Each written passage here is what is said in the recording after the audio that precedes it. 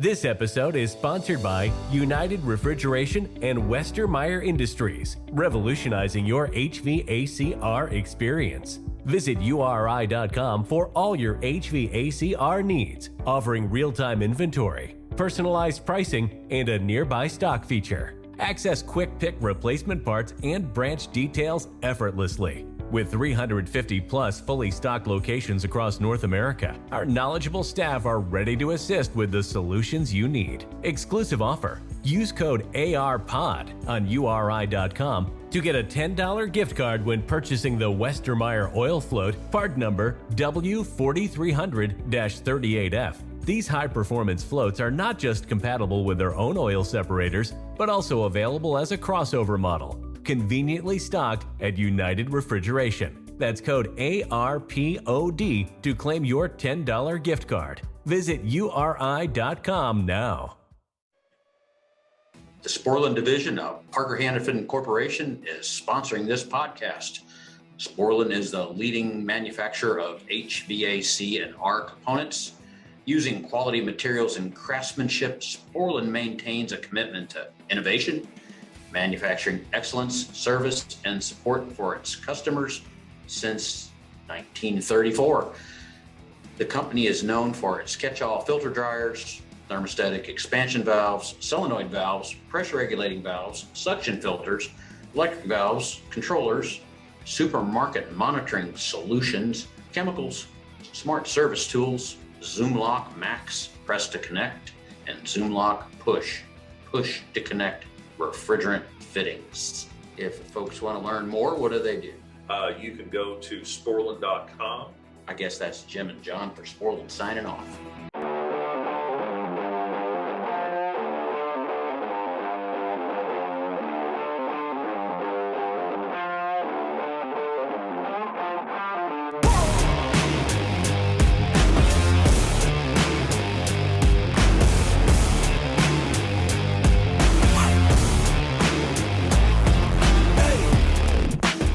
Stop it. That was 2 weeks ago. That was the only time I forgot to record once. Twice. Yeah, I heard that episode. You were like, yeah, so we just had a whole bunch of stuff we talked about, but didn't record any of it. Yeah, no, it was awesome. Yeah, good evening, everybody. Welcome to Advanced Refrigeration Podcast. You're the host, Brett Wetzel, and we have Kevin Compass and our special guest, Dylan Bates, who now is officially doing startup. Now Sure. you transferred to Kevin's realm. How's that going? Good, stressful. I don't know how you keep up with everything, honestly. So I did a CO2 startup in Corpus. That was just a nightmare. And then I've been doing one up here in McKinney. And then at the same time, that's another CO2 startup with Advanced Rec. And then I'm doing another DX refrigerant startup at kind of the same time. Yeah, it's I would refuse to do that. So yeah. Dylan asked me the one time, is startup really that bad? Because so when he first was going down to do the startup, he's like, I literally binge listened to Advance on the all way down. He's like, is it really that bad? I was like, it's really stressful. And yeah, but because everything's your fault. Yeah, that first relief, I remember I was sitting there with another tech and we just went, I think this is why Kevin's the way he is. Because of this type of shit right here. Because they wired the HPV wrong from the factory and it lost its steps and slammed the flash tank full of discharge. And yeah, it had a little power blip, destroyed that thing. And the 3/8 vent line off the reservoir to the flash tank snapped in half and blew the whole charge. So that was 20 minutes after I left. Kevin, you do a lot of zero zone racks. Is that a common thing for the zero zone? It was like a huge issue. But was it an iPro than X? Yeah, it was an iPro. So the problem was it was the XEV driver or XED driver. So the one that shows in the manual is wired differently than the one that is actually there. Yeah, that's the issue we had. They wired the XEV driver wrong. Yeah, that's where it turned into an issue. And unfortunately, it would open but not close. Yeah, it would try to zero out, and then it wouldn't try to step any further down because it thinks it's at zero, but it's still sitting there at obviously 50% or whatever was at before it had a power issue. Yeah, so that was a huge issue. Yeah, I experienced that. Yeah, that's how it came from the factory, and the rep from the manufacturer was super adamant about, no, this is the wiring, and then he's telling me, no, seriously, it needs to be this other way, and it turned out that he was correct. And when we finally decided to go with him instead of the manufacturer rep, it started not exploding so much. Like I'm the one starting it up. Like when they turn around, I'll just fix it. See, I don't have the level of knowledge, or I guess I'm too ignorant on that to argue with him or feel like I know more than him. I'm looking at the wiring diagram. It says that he's right. I'm looking at the guy who's theoretically the authority on that rack they built, and that's not how it worked at all. Yeah, it's been a problem here as of late with that. So I don't know. I've started writing down some of how these valves are, because most of the time it's Danfoss valves is where it's an issue. Yeah. The Sporlan valves are like cake. It's red, green, black, white, and then it's red, green, black, white for everything. So like it's pretty easy. It's just been like one thing after another. I am like super adamant. Like I refuse to start anything with CO2 without checking every single sensor now. Yeah. That's one that I'm doing is, again, like before I went down to Corpus, I had a 6-hour drive down there. So I was just listening to your guys' startup episode and just followed your guys' path on it as far as using the duster for sensor verification, unplugging transducers, going through everything, and all of that such. When it first started up, it was pretty good. We saw the HPV was actually a little funny because I couldn't get my flash tank to calm down. And then it ran for maybe 4 or 5 days. It was like doing okay. BPV is staying a little too open, or BGV is staying a little too open. But we were stuck in troubleshooting. I went back home to Dallas area, and I was about 20 minutes away, and I get a text that says, "Miss you, blew the whole charge." And I was like, "You're joking." And he sends me a picture of that line from the reservoir just snapped in half, just whole thing gone. See, most of them have gone pretty well. Like I had one, was it last month, that like almost made me rage quit. Like it was like, I swear to God, like it was every time I turned around, there was something just absolutely wrong with this rack. It was like, just, okay, the valves are wired backwards. Oh wait, now the valves are walking themselves off the stem randomly. Oh wait, now it's doing something else. Oh wait, now it's doing something else. It's just like, are you kidding me? Well, what's going to happen next? Like, what is going on here? Yeah, that's about what it felt like. I just could not win. Like it just seemed like every time I bring this thing back to life, there'd be some new issue, and then of course, trying to get CO2 was a total hassle down there, and I just felt like Dr. Frankenstein just bringing this thing back to life like 5 different times. Then it just keeps having some catastrophic failure out of nowhere, and I feel like I couldn't win down there, man. Like it was a nightmare. And then I was like, yeah, I should do this all the time. That seems like a good choice. So I just recently gave my notice to switch to startup to do full time, and I've been doing that one. I will say, I don't know if I'm allowed to drop manufacturer names or not, but yeah, I'll edit it out if cool. needed. Yeah, so rack, not a huge fan of the Hill Phoenix Advancer rack. Everything that I could complain about, they like nailed it. Your vent lines, the stainless line. There's no pop off on the reservoir. That's the one that kept blowing. Is they have some soft draw run to the reservoir for the vent line, and the pop off right on top of it. When that thing goes, it snaps that line in half. Oh, I said something about that. Why do we have a pop off on an oil reservoir? Yeah, because I want to get sprayed with oil. Yeah, it was awesome cleaning up the first time. It was amazing. It was quite the treat. I would be so salty. See, I don't get it because Hill Phoenix doesn't have that on theirs. There is no. Don't get me wrong, that reservoir looks like a tank, versus the other one looks like just a traditional DX low pressure oil system reservoir. But there is no pop off on it for this one I'm currently working on. Yeah, no, I'm not a fan of that. So less reliefs is better. Yeah, no, I'm with it.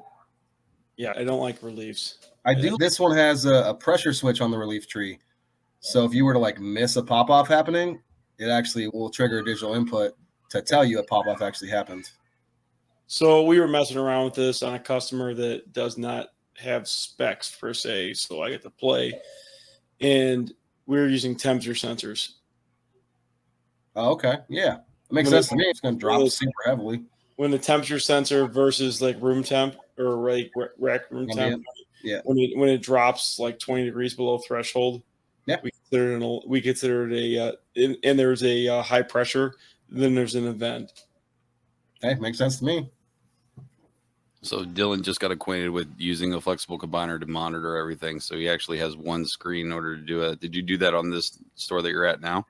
Not the DX one, but yeah, the one I'm still working on. I just put, because I was like worried about having to flip between my configured applications and my suction stuff like that. So another gentleman had given me the idea of basically putting it all just the inputs into a flexible combiner so I could see all the different information at once while I'm starting up the rack without having to run around in circles and change screens all the time and look at gauges. So I'm doing E3 startups, so you don't have to worry about that anymore.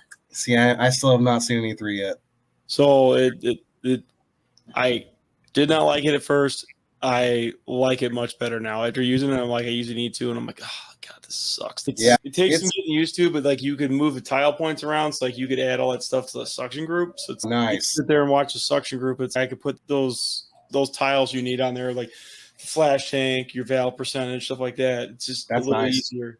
It's a lot easier on a laptop, but it's a lot nicer for stuff like that. Yeah. The main thing I'm dealing with right now with the CO2 startup with the Advanced rack is they're using KE2 case controllers. I'm just now starting these, which I'm curious on. I'm doing my first tomorrow. So you know how if you use like an XM controller or a CoreLink or S3C, they have the ability to run continuous operation where it's regulating superheat on EV until it reaches set point, and then it's more regulating discharge air like an EPR, but it's still using the same either pulse valve or bipolar stepper. Yep. They don't seem to have that in KE2 yet. So my load balance is just all over the place. So on or off? Yeah, they want the whole store pumping down. They want every circuit pumping down on Satisfy. And I'm like, this is dumb. I don't know. They say it works in the lab. I don't know if I'm allowed to say that in here. But so I just decided to not listen to them, and I changed just my two primary low temp loads to run continuous. And I knew they were going to get a little too cold, but I showed them the difference in the compressor cycles. It's 80% down in compressor cycles. My suction swings are down like 120 PSI. Like it's made like a really drastic difference on both energy. I guess that's important. And just the rack's health in general.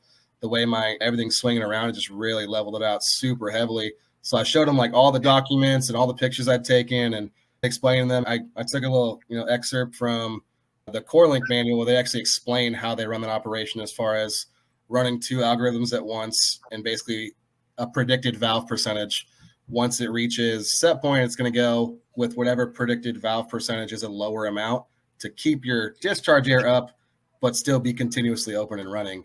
And I was trying to see if K2 is going to build that, or maybe they just have some weird way of doing it. Nobody can tell me, but I'm waiting on this customer's engineering department or refrigeration to agree with me and understand that you can't just pump down every circuit in the store constantly all day and expect it to have any kind of balance or longevity. So is there an app with these? Because I'm literally starting up my first case. It's Wi-Fi. So you don't use your phone. Don't do it. If you use your phone for it, anytime you move in any screen, it will log you out. And then when you try to go back in, it will say only one Wi-Fi user available. And it makes you turn off the Wi-Fi and then go back in. So on my laptop, I can stay connected for hours and it's great and it's not that bad. But on your phone, you get a phone call and it's nope, you're logged out now and you can't get back in. But yeah, is this still like the KE2 like OGPs where you got to set the password up every single time you log into it? Not every time. Like our EMS guy was setting up the passwords for it. It's been as far as my interaction with it, it's been the same. The passwords are already all set as they were doing. Are you serious? It's not like a canned password that like some jack off like EMS guy isn't gonna like up. It could be that. Like my guy puts in the name of the foreman is the password, and the username is KE2 admin. What? Yeah, that's what it is. Hey man, if you've met Jason, that's the login. That's ridiculous. Yep. I don't know what their password reset options are because I haven't ran into it yet. But yeah, as far as I will say, the thing I do see about their controller that seems positive is it can control an EPR and an EEV at the same time. So I do like that option with the valve driver in there. But again, the continuous operation doesn't seem to be available. So like it forces you to run basically like a 90s system, just straight pump down everything. It's like just attaching a bunch of single systems, but then to a transcritical CO2 rack that doesn't like that kind of cycling and imbalance. So did you guys have the firmware issue? Not to my knowledge. Were they all bricked? So apparently, like I've heard other contractors say they had to update the firmware like 2 or 3 times.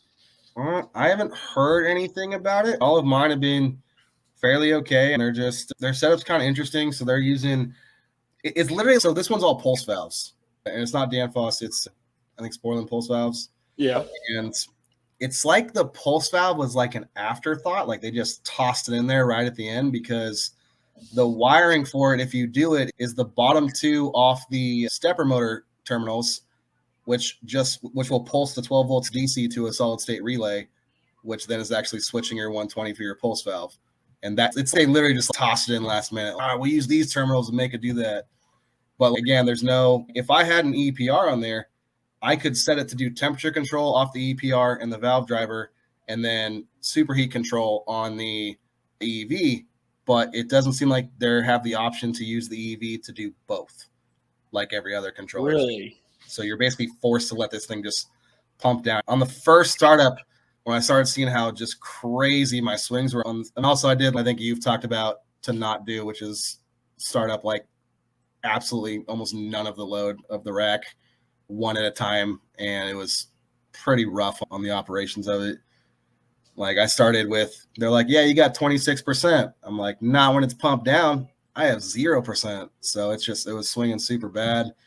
And that first week of it running was a lot of wear on everything. I had no low temp running, so my superheat was really low because I didn't have that hot gas discharging in there. My compressors are cycling 250, 300 times a day. My swings are just catastrophic. And my friggin' BGV was, I think I actually messaged you, like, can I adjust the PID on my BGV somehow to make it stop freaking out so much, because my suction pressure would drop super low, and then the BGV would open to try to catch up, and it would instantly suck it down below set point and then slam closed again. So it was just walking all over the place. So we were just talking about this where, the rack has 27% or whatever for the VFD to stay at minimum position, but that would be if the saturated suction would be in the toilet versus the temperature that those cases are trying to maintain, right? Those cases are trying to maintain 28 degrees or 30 degrees, so those only have a 4-degree TD typically. So you're looking at wanting to maintain a 24. And I told him, I said, one of the other options that you have, you could essentially raise the suction pressure, but now inadvertently you'd have to raise your flash tank pressure, because otherwise you're not gonna have enough differential to get that oil out. Yeah, see, their factory set point before we changed it, they only had 70 psi differential between flash tank and medium temp suction group. You could run like down to 60. Okay, see, I was looking at a Husband manual, like it's the one I found like a specific value, and they were saying 80 minimum. So it seems like 100 is like the safe spot for what I'm hearing. Everybody says 100 is a safe spot. Like it's just, I don't know. Like for me, my whole thing is I want about 70, about 60 to 70. If I can keep it stable, I'll go for more. Okay. Like I'll break off more of the pie. Yeah, they have 500 set point for flash tank, 427. No, I never run. I raised it to 515 for what we're currently doing, and my oil's been pretty okay. I learned a very powerful lesson yesterday that those Crewan oil controls cannot handle the sun. They do not like the sun. Yep, those things suck balls. I was sitting there manually running this thing to stop all the pop-offs because I had the door open and didn't realize why these were all in sensor fault. Yeah, I have never been made an ass more out of than using those things. He called me, so I'm obviously, because I'm in California right now. He called me, I think at 4:30 in the morning. He's like, "Oh, were you sleeping?" I'm like, I was like 8 my time. Don't you exaggerate. It was all right, hold on here. Like, you're pretty good because Brett doesn't like really sleep. Yeah, that's what I'm saying. I mean, there's a fair chance that he was up at 4 o'clock in the morning. Yeah, he was making memes about Kevin. I guarantee it. No, not last night. I went to bed rather early. But anyway, so he called me this morning, and I thought about telling him this, but then when he said it failed in the middle of the night, I was like, nah, there's no way. There's no sun. Like, I was going to say something, and then later he's, oh, yeah, check this out. It was the sunlight. I'm like, Oh, I was gonna say something, but I figured because I believe you, unless I was really tired, I thought you said that it failed this morning.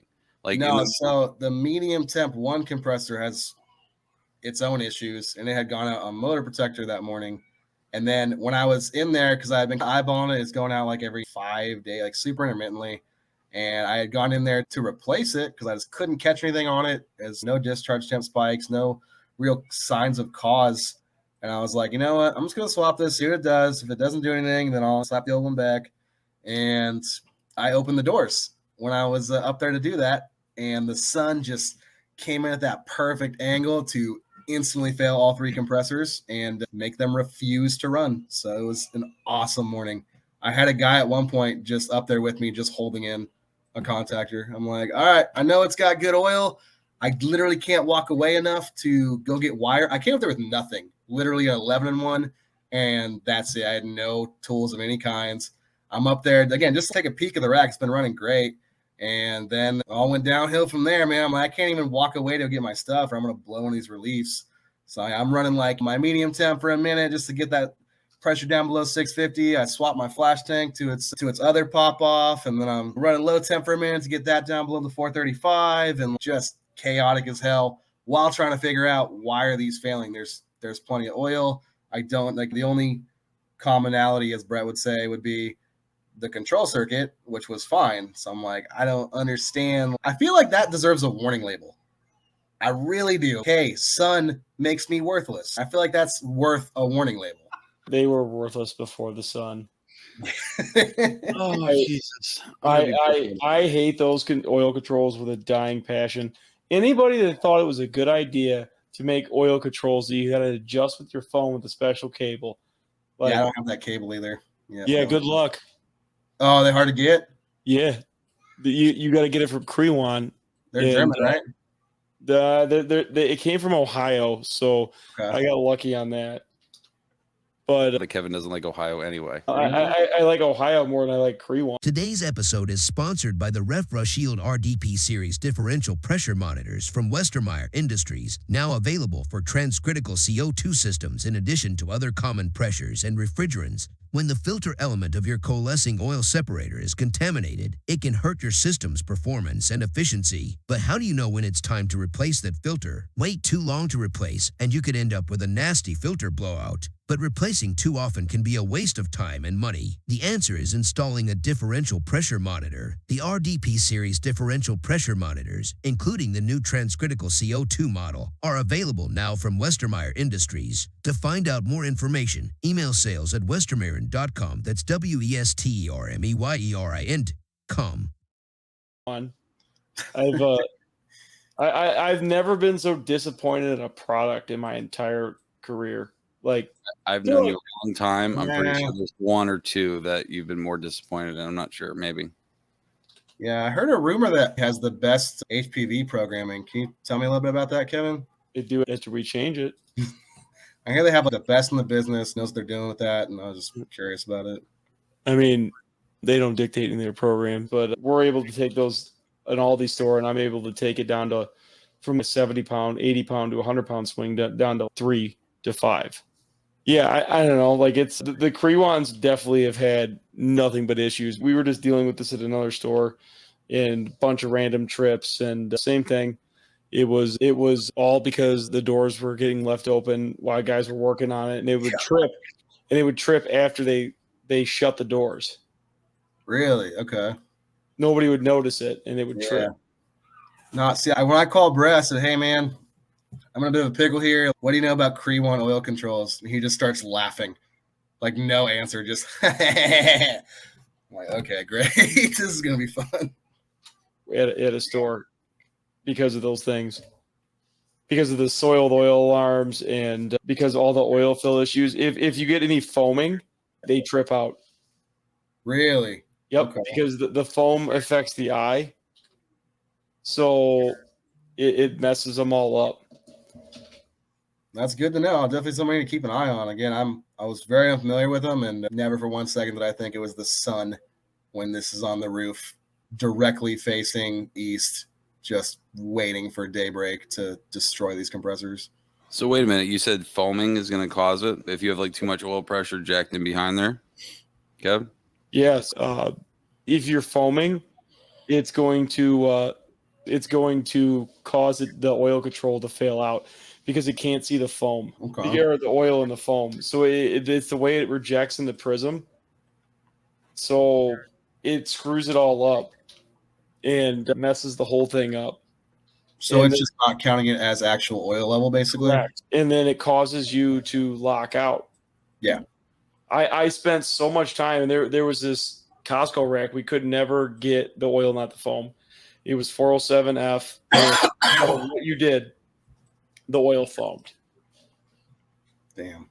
There was nothing you could do. Like, it was hot. It was 407F, and it was just injecting in there, and it was real foamy all the time. And those things just tripped. And I tried with them to try to figure it out, and never could get it to work right until we ended up disabled a bunch of stuff, and then we ended up started switching them out for OMBs.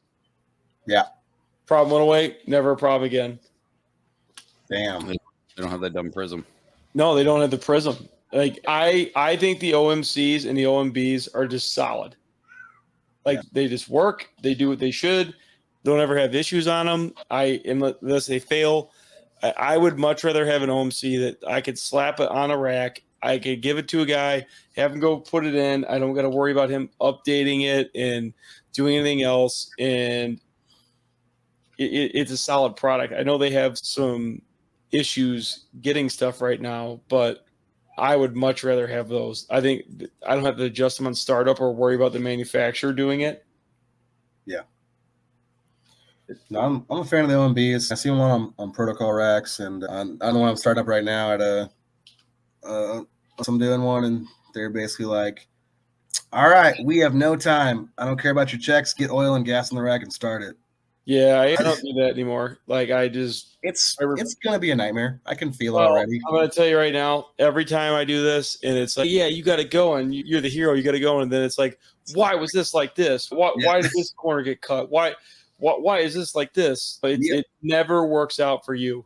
Yeah, I see it coming. I started it up again. Like they're like, just get it going. It gets going. I'm like, half the fans don't work out here. You got all these subcooler issues. You know, the VFD's not set up. Like all these plenty of things. Like just in the first 12 hours of it running, I'm like, yeah, this is gonna be a project now. Only thing I got done was all the lugs. Went through everything electrical and made sure everything was tight and good. And pull up the program, make sure it looked pretty okay. I'm not as well versed as you gentlemen as far as the E2 programming, so I just kind of threw for anything that really stood out, and like that was pretty much it. And they're like, "This has to run today." I'm like, "This is gonna take now longer because of this. This is gonna open a bunch of boxes that you don't want." And they're like, "We've been given a blank check. Just make it run, and you guys can figure it out later." I'm like, "Yeah, figuring it out." That always turns into, "Yeah, you can figure it out later." Always turns into, "Why the hell is it this way?" Waiting for it. I'm looking at some of their like documents, and like I got sent a bunch of like closeout sheets from previous projects. I can already tell I'm gonna get destroyed on this one. They have a bunch of notes in here. Pressure transducer is 1 psi off. Temp sensor is 1 degree off. Like numerous of these down. I'm like, oh man, they're gonna nitpick me into the dirt with this one. I can already feel it. So nothing pisses me off more than that is the transducer thing when the commissioning company comes in there. Yeah, most of the time they're using like their own gauges. Like, it's retarded, and I zero them out. I don't ever sit there and be like, this transducer is 1 pound off. Is it 1 pound off, or is it the update rate on the controller? Yeah. So it's ridiculous. And then you get these OEMs, they're like, they'll come there and go, oh, this transducer's 3 pounds off. And that's great. You have a set of yellow jacket gauges with a 5 pound differential on it. Like with a set of 410A gauges. That's great. Like you're really checking transducers with that. Congratulations. Yeah, see, there actually specifies which gauges you have to use. They're actually going with testos. For as far as that's what they want for you setting superheat and all that stuff. Like they actually like the ones that drift in the freezer. Yeah, I'm like not a fan of. I've owned both the Testos and Field Piece. I'm a way bigger fan of the Field Piece probes, and they are asking for Testo probes for their superheat. And I'm like, are they making you show show like screenshots of it. Yeah, I don't know why they the model. This is what we want you to use for it. I'm like, so that they want to use the model that you put it in the freezer and it drifts 10 psi. Only five. no, you just zero it 19 different times. It's fine. Yeah. You just have it, zero it. have it on a ball valve, shut off the ball valve, make sure it's zero, and then check your shit real quick. Yeah, no, I'm good. I'll just use the Sporlan ones or the field piece ones. A lot of people talk about the Sporlan ones. I've seen a couple of guys have them, and they look solid. They are pricey, but they are. You get what you pay for. Hey man, I was dumb enough to buy CO2 gauges too, and here we are. God. Yeah, I just wanted like some control. So the original one is for verifying high pressure transducers. So that's what I was originally buying them for. It's because I just didn't have anything that I was obviously cool with slapping on 1200 psi. I don't ever do that. I verify them against the other transducers. Okay, that makes sense to me. Yeah, so that's what I was using for it. And then when I was doing this last one, I was using them for just a little bit of control over when I was doing my high side pressure test at 1400. It's amazing how hard it was for me to find an adapter to go straight to a nitrogen bottle. So I just gutted a regulator. I went to a hydraulic shop to get an adapter to go from that pipe fitting to an SAE fitting. And then I had the hydraulic hose and just to my gauges, so I had at least a little bit of control over it, and then slammed 1400 psi in there. Yeah, I just took the nitrogen regulator apart, took the pipe end off of it. Yeah, that's what I do. Yep. So the thing with hydraulic hoses, I learned this the hard way. If you're going to go to a hydraulic shop to go get hoses made for this, take a flare fitting with you. Yep, I already had some that came with my gauges, so I could tell we were having a bit of understanding issues. So I brought that in. I brought some flares and just like a bunch of little gimmicks, so like they knew exactly what I was looking for and what I was trying to do. Let them know the potential temperature that's going to be running through there and things like that. So they don't really care about that because like we aren't even getting close to the world they live in. But they use JIC flares, not so. We use 37-degree flares. They use 45-degree flares. Yep. So that's where they have the fittings for them, but it's very rare to see a 37-degree flare in what they do. So if you go in there asking for a 3/8 flare on the end of it, this guy's going to give you he's going to give you a 45 JIC flare, and you're going to be screwed. See, this last shop I was at, it's called Hydrodyne here in Fort Worth. Dude, explain. I didn't really know the difference between them. Dude explained it all to me. Like he had a very good understanding of that pitch angle as far as for the flare. Like he was extremely knowledgeable of it. And then I guess one of the big ones they're talking about is the perforation on the hose. I guess that has something to do with releasing that moisture that gets built up in there so it doesn't bubble. Yeah, I watched that happen to a hose the other day. I was like, oh, that's cool. Don't turn off the bottle. Let's see what happens. But it's not mine. I don't know. I don't ever use CO2 hoses, though. Yeah. When I'm charging, I just use a normal black charging hose. See, I think I got a little iffy with it because I use the black charging hoses with the ball valve there on them. And right around that crimp, it starts to look a little deformed pretty quickly to where I was getting pretty concerned about it. I was looking for something that I just don't have to worry about, especially like if I'm nowhere near the bottle and I got to go upstairs and do stuff or whatever. I want to be able to have something that at least it's not going to blow up down there. Yeah, that's the only thing. My newest thing that I've been messing with is remote controlled solenoid. See, that's what I was thinking about having because I heard you talk about that in one of your episodes. It's like a garage door type thing where you can run a solenoid. I guess for me, I would run a 120 circuit through it and then pipe it in so that I can actually freaking just cycle it from upstairs and have some kind of control. My plan was to take so on my header, put it on there so with flare fittings so I could just swap it on my header on my charge hose and have it hooked up to a 12 because most of the stuff I've seen is 12 volts. So just hook it up to a Milwaukee battery. Oh, hell yeah. I'm charging it. It's 350 feet. So I can click the button and it'll energize the solenoid, and I click it again, it'll de-energize the solenoid to stop charging. Yeah, I like the idea of it. It makes sense. So you have a custom built like charging station for all that stuff? Yeah, I have a stainless steel header that's 1 inch with 8 takeoffs on it. So it's 8 3/8 tanks we pop off there, and then I go to 3/8 hoses to full port 3/8 ball valves with sight glasses on them, so we can watch and we know exactly when it's done and ready to be flipped. Nice. Hell yeah. I'm starting to think you've been doing this for a while. A little bit. It's I don't know. You pick up tricks as you go. Yeah. Like don't drop tanks and Yeah, imagine like being that kind of guy. You're an asshole, both of you. Dylan, how long have you been doing refrigeration, and how long have you been doing like market refrigeration? I touched my first rack, I guess 9 months ago now. And refrigeration like 3 years. That's not bad. I was 5 years in before I started doing any startup stuff. Yeah. I started in transport refrigeration, so on the railroad. And then I went from there to doing restaurants and convenience store type stuff. And then somehow snuck my way in here to do some rack work. Snuck your way in on accident, fell backwards into it. And you know what happened? Next thing you know, I'm stuck here. Yeah, that'll happen on those big jobs. Yeah, Brett likes to say that anytime something bad happens to me, that'll happen on those big jobs.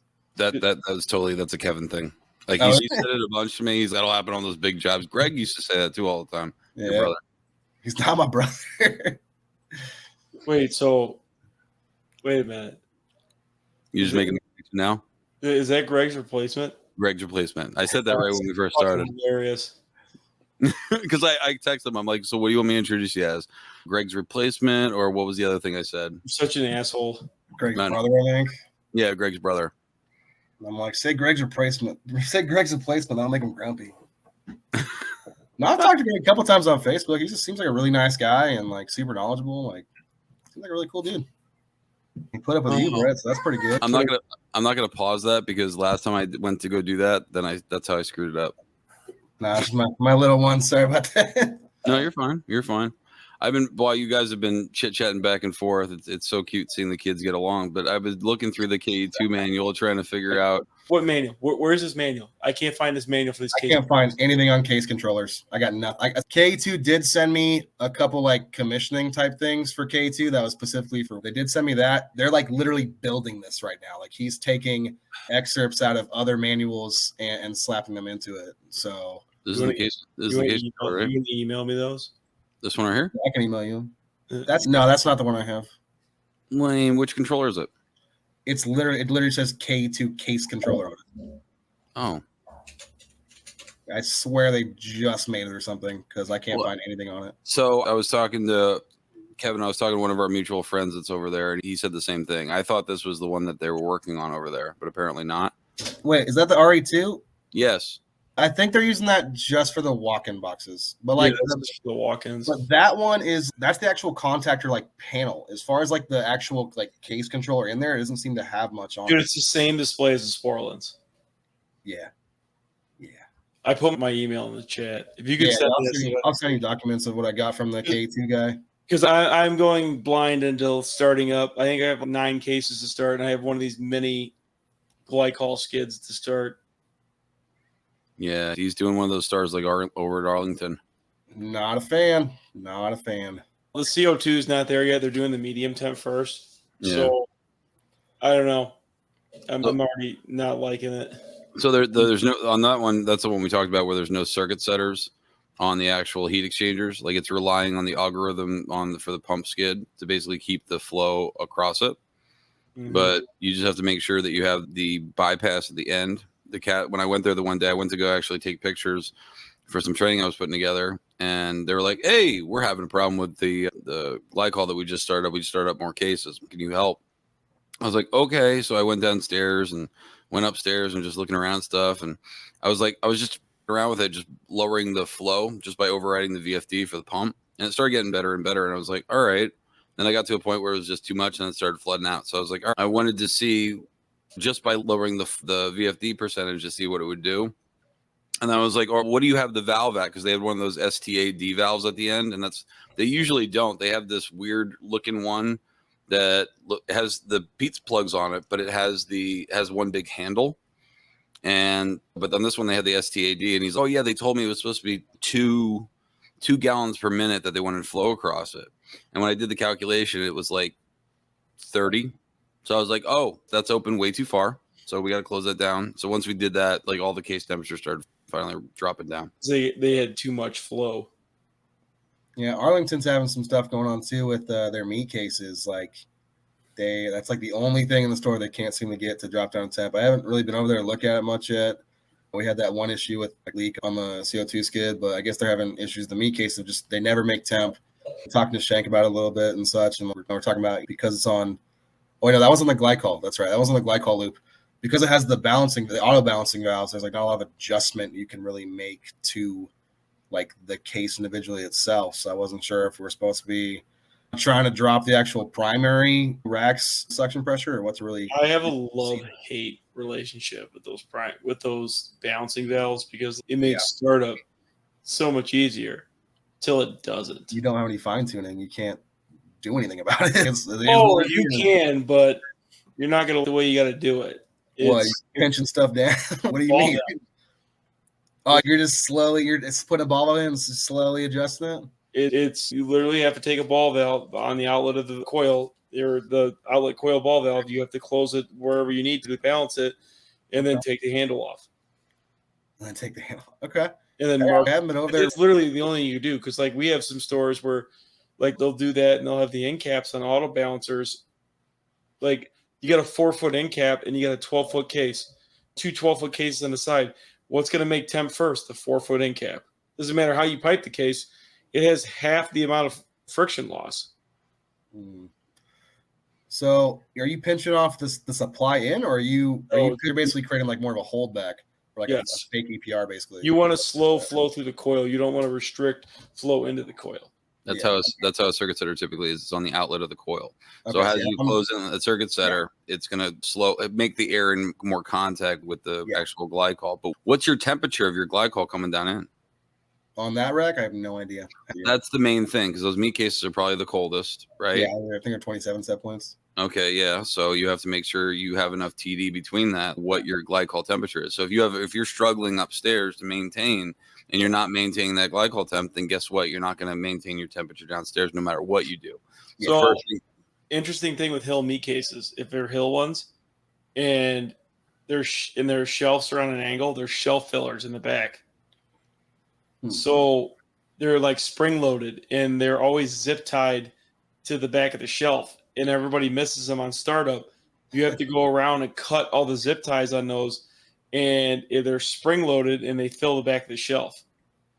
So what happens is that cold air comes down, drops down, hits the return, and it causes the coils to frost over because it starts shortchanging that return air. Okay, that's something I have to look at with these ones because the lineup I just did. I think those ones are Kaiser, aren't they? I don't know which ones they are Arlington. I know at the store I'm just doing, we just did Hill Phoenix meat cases. I had to rewire every single case from the K2 controls. Like it was bullshit, nightmare. It is it's bullshit. So they had it wired like it was supposed to have an EPR, but there isn't one. So they had the pulse valve wires going to a valve driver, and then the valve driver like literally going to nothing. So it would like I swapped the pulse valve over to like actually pulse, and then because it thought it had that valve driver with the EPR control, it would run continuous, but there was no other option, and it would just drop way too low in temp. And it was because it was trying to regulate the secondary valve, the EPR, which doesn't have. So I had to rewire all those. And then I also found out that they're like huge jelly beans. They're like these blue version, and they didn't crimp like half of them at the factory. So I was like, dude, I got power in my solid state relay. Like, why won't these pulse valves turn on? And I'm like, I can't. And I'm like, I don't have a test point on these little jelly beans, but I'm just using my volt pen. And I'm like, beep, other side on the valve. And it's, you're kidding me. Go through with a pair of pliers, start crimping all the connectors, and then all the pulse valves started turning on. Yeah, I don't like using those. I love gel caps. I hate gel caps for that shit. Yeah. I refuse to use gel caps and not strip the wires. People that don't strip the wires piss me off because the sensors always you, Brett. Yeah, someone told me, I think one of the guys I was down with in Corpus, who was the first guy there, he said he's actually the one that told me you don't have to strip the wire for it because Brett said you don't have to. So you don't have to strip the wire until like they don't read right, and then you're like, oh shit, it barely. I have never had a problem with it not reading right. I'm just saying. Sounds like a skill issue. On the 14 you've crimped a year. Mother of Christ. Yeah. Try having some retarded electrician crimp 200 of them and they barely crimp, or like they You barely just freaking said it. You just said what you said.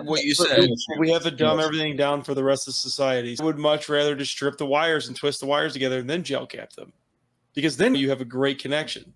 Yeah, see, I didn't even know you could crimp them without stripping them until pretty recently, so I was always just doing it that way. But of having to strip them, if they're capable of doing that, if you use a Leatherman, if you lose your hands, your hands just can't using strippers because you're like just. Who uses strippers? If you're doing that shit, you use scissors. Don't get them started on the fucking. Oh yeah, scissors. Let me. That's what I actually thought when you said you sliced your hand open. I thought that's what you're gonna see. Let me see that. Let me see that shit. I haven't seen you where you cut your shit open. I'm good. No, you're good now. Yeah, like I cut the tip of my finger off the one day. No, I remember that, but no, I remember you saying that you sliced some stuff off, and you were like, "Ow, ow, ow." No, like scissors. Like I don't trim cables or EMS cables with strippers. Like I use scissors. Like you use just electrician household scissors, or no, like Nipex makes scissors. They're like $25. Okay. They are sharp enough. They will shear your finger off, bone and all. No, huge fan of Nipex. I've been rocking on. For trimming cables, it is like a complete game changer. Like none of my guys use strippers anymore. Really? Okay. They only use the shears. Like you could pull the wire, you could nick it, pull the shielding off, and pull the white string off. Like easy peasy. No fighting it. Okay. Like and you can strip 6 wires at once. Hey, I accept all recommendations. Yeah, no, scissors are the way to go. Unless you're old like Brett and use like wire strippers that he had. I don't use the wire strippers. I use the other wire strippers, the ones that you the automatic ones. Not the ones you got the Ace hardwares. I'm glad this turned into attack Brett session. That's what I was hoping would happen here. You know what? Actually, he said that because when I said that I wanted to bring you on tonight, he's like, man, I really wish you were bringing on James so we could just bash you all night. So that happened anyway. So that's cool. All over him, yeah. You do use the automatic ones, don't you? I know you do. Depends on which automatic ones you're talking about. The ones that grab the wire and pull it sideways. All right, we're gonna end on that note. I'll talk to you guys later. Have a great night. Everyone have a great night, and we'll see you next time. You guys are assholes. Good night.